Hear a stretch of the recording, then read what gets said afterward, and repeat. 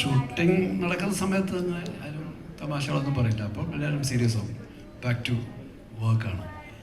ബാക്കിയുള്ള ഇടവേളകളിലാണ് ഷൂട്ടിങ്ങിൻ്റെ ഇടയ്ക്കുള്ള.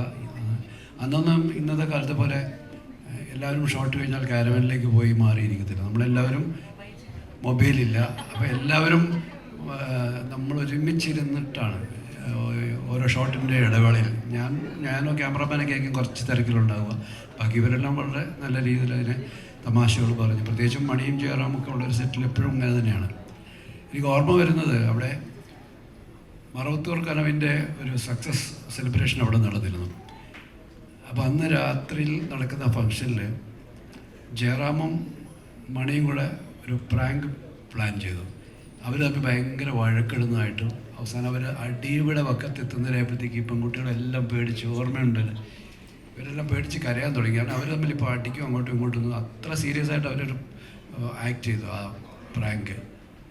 അവസാനമാണ് എല്ലാവരും തിരിച്ച് വീട്ടിൽ പോകാം, റൂമിലൊക്കെ പോകാമെന്നൊക്കെ പെൺകുട്ടികളുടെ അമ്മമാരൊക്കെ പറയാൻ തുടങ്ങിയപ്പോഴത്തേക്കാണ് അത് ബ്രേക്ക് ചെയ്തത്.